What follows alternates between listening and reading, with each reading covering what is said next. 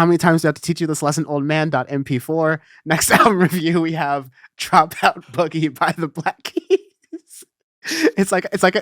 I'm no one's gonna know this but me, but I'm gonna name that file instead of the usual thing, which is like, episode whatever, Black Keys review. How many times do I have to teach you this lesson, old man? MP4. Dropout Boogie by the Black Keys. 34 songs, 10 songs, 34 minutes long. 34 minutes and 1 second, too long. The Black Keys are a very storied alternative rock band from the early 2010s. Their heyday, pretty much. 2010s, yeah, 2000s, early 2010s. Their heyday really began with Attack and Release getting a lot of love. Brothers, which just became a classic. And then El Camino, which really sank them in. Yeah. That was like one of the better runs in alternative rock music in the 2010s. Turn Blue was a bit of a slower, more controversial kind of pivot for them. I still definitely liked it. I like Turn Blue. Like, you have Fever, In Time, Way to Love, a couple like pretty good tracks in there that I do like. It's definitely like a change of sound for them. But then they did Let's Rock it took 5 years. Which, first off, one of my favorite terms of Audioface, the Let's Rock award. And then they reverted back. To me, it's more like Let's Rock. The most interesting and most memorable aspect about it was the album cover and the story behind it, because I felt like Turn Blue was when they last had feeling and soul and felt like they ideas. were meticulously crafting every single song. Like, there's no point on any song, like from, I'd say, Brothers to Turn Blue, where I felt like the Black Keys included a single filler song on an album. Nope. That's an incredible run. I think Attack and Release could be argued. I feel less good about that just because I haven't listened to it in a while, but like, no filler from a band's 3 or 4 works. Wild. Then you just start to get to, these are really forgettable songs. The lead single's pretty much all we've got. We haven't even gotten to Dropout Boogie yet, but that is to say that Delta Cream was this album of covers they did in 2021, and like everyone was doing whatever during COVID, like whatever, all right? But now you get to Dropout Boogie. Wild Child made me feel like, okay, sounds like the Black Keys are reverting back to their like tried and true sound, which honestly for them might be good. It might be one of those things where, hey, let's do a reset. Let's go back. Let's see how things were back then. And this direction just is not great. It's a time capsule of 2011, a very specific rock sound.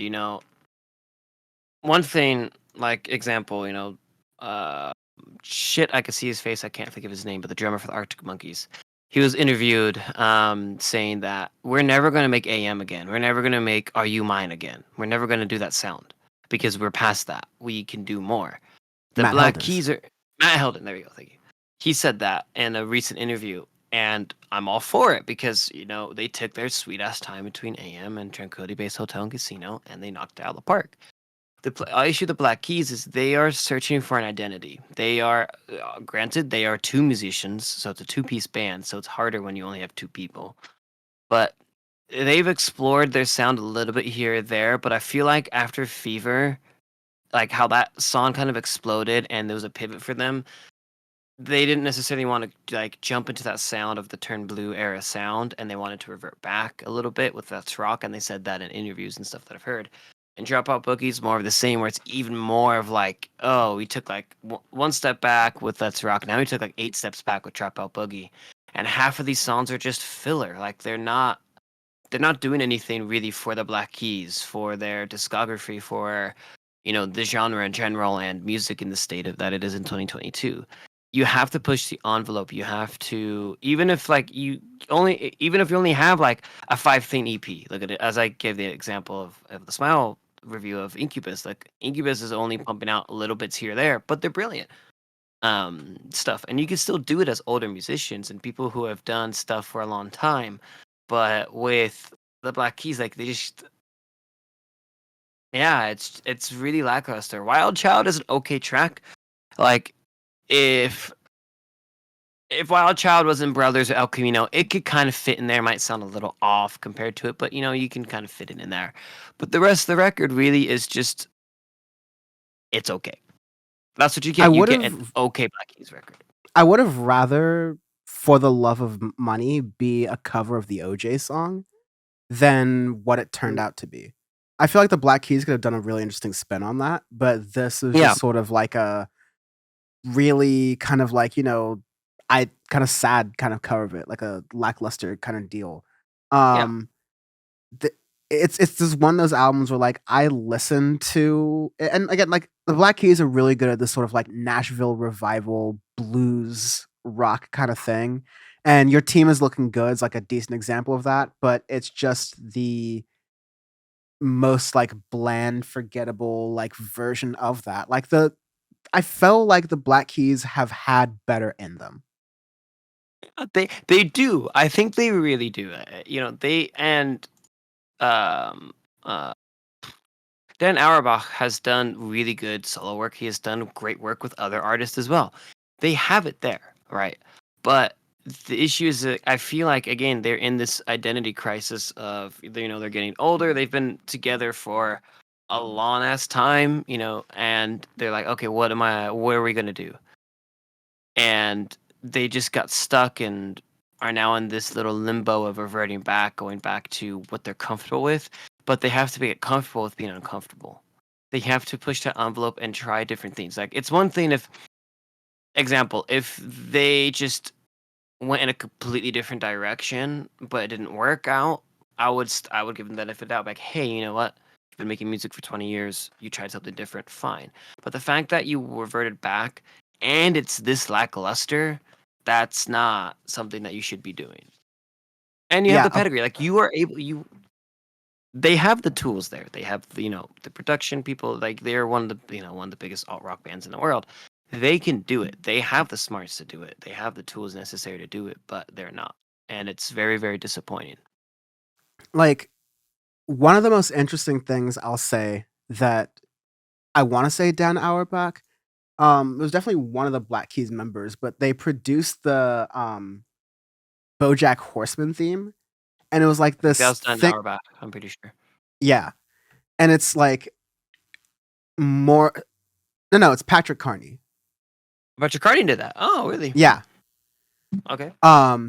But basically, it's this weird synthesizer drum thing with saxophone in it, and it's alternative. It's a little bit weird. It was like a one-off for BoJack, but like it shows that there's interesting stuff that can happen in the head of these Mm-hmm. people. And I wish they would have gone for that. Go for something a little bit more avant-garde, a little more like weird and Yeah. alternative. Like, and honestly, I feel like a lot of fans of the Black Keys would have hated that.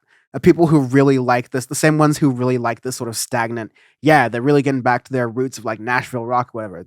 The ones who like this, but that's not really helping the band grow. It's not helping the band reach new audiences. It's also not helping the band grow artistically, let alone grow its audiences.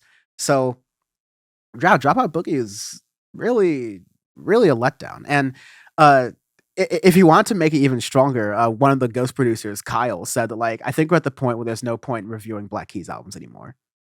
Because like that was his criticism is he's one of the people who like looks at our rundown and goes, you need this artist, you don't need this artist. That was one of his takes, and I think that's a totally fair one right now. And I think it is. But I wanted to say that. I wanted it to get out to people of we genuinely like them. We really like their music. We have for a long time. We were in high school when they blew up. I remember when they blew up, and I really enjoyed it. Listened to a lot with Justin and the crew and stuff when that was going I on. don't know, like But if you were a high schooler in like my time of going to high school, Black Keys songs were in your like high school relationships. Like it was just like unavoidable. Like this is like a thing. Like it was just a major moment of this time, right? And so yeah, it yeah, it kind of sucks to see, but also there are many times where on this podcast, on this 5th year anniversary of us doing this podcast, we have to make an example. That's what we've done many, many times in this podcast in many, many different contexts. And that's another one here. doing it. It has to be done because we could just say, oh, we didn't review the Black Keys because we thought they're like played out. we explained to you why, we gave them a chance, and we told them what would need to happen for us to throw them back on the rundown again. Basically, spoiler alert, if you see the Black Keys being reviewed with any amount of time on Audioface ever again, it's because they did something phenomenally right. Yeah, Otherwise, exactly. Yep. otherwise, there's Otherwise, newer there's no artists reason coming to. up. Yeah, there's newer artists coming up. We're a very exclusive podcast. It's usually 3 artists per week, and that's it. So we have to be more discerning.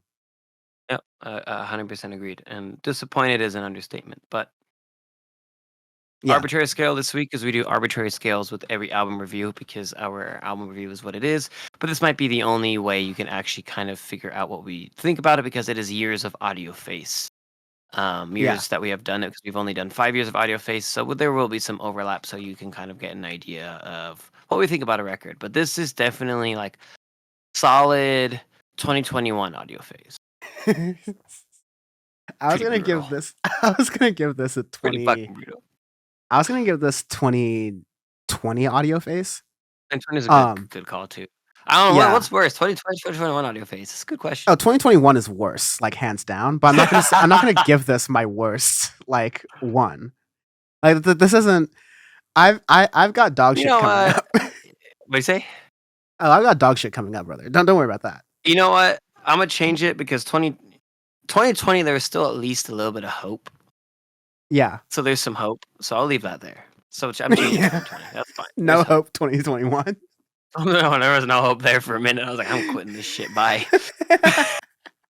And then, but the only hope was the awards show, which is my favorite fucking thing ever. Yes. Save the damn podcast.